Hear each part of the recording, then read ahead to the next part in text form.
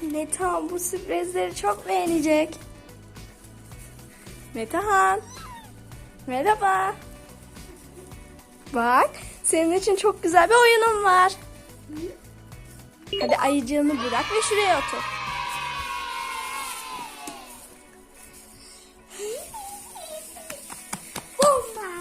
Metehan, şimdi senin için çok güzel bir oyun hazırladım. Hayır hayır.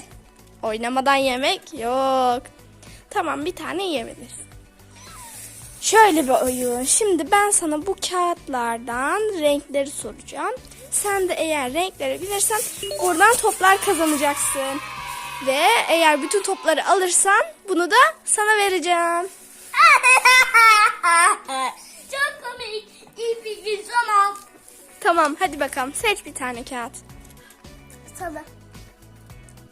Hangi renk? Sarı. Aferin. Bir tane top al bakalım. Sarı topları alabilirsin.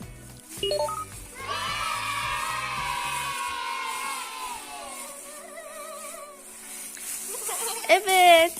Şimdi ben seçeyim senin için. Hangi rengi seçsek? Hangi rengi seçsek? Al bakalım.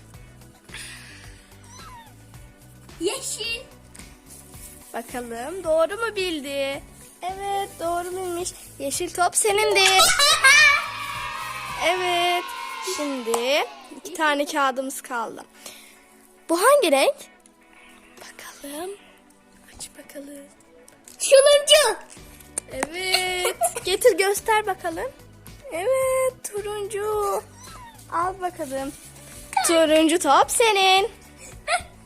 Ve son bir tane kaldı. Hadi bakalım, bunu da bilirsen öncelikle biz görelim. Evet, çok güzel. Al bakalım. Hangi renk? Mavi. Evet. Mavi topumuz da burada. Bir sürü topun oldu değil mi? Bir daha. Evet, hepsini bildiğin için sen bu ödülü de kazanmış oldun.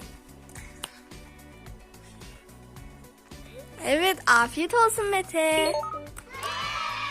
Toplarım çok güzel. Oh no! Sarı top nereye giriyor? Ne oldu Mete? Sarı topum gitti. Olamaz, nereye gitti? Mutfaka. Hadi gel gidelim, onu bulalım. O Mete, bunun altında da yok, sen bulabildin mi? Hayır. O zaman birlikte makineleri öğrenmeye ne dersin?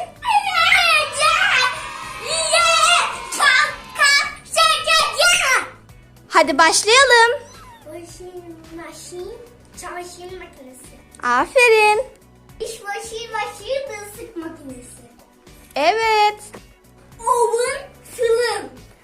Evet, çok güzel. Philips buzdolabı. Evet. Birinci dondurucu. Evet, harikasın Mete. Abla çok yoruldum. Oturalım biraz. Evet Mete, çok haklısın. Hadi otur bakalım. Aa, sarı top buradaymış Mete. Hadi al ve gel topunu. Harika bir iş çıkardık. Yorumlara yazmayı unutmayın. Görüşürüz ve bay bay. Bay bay.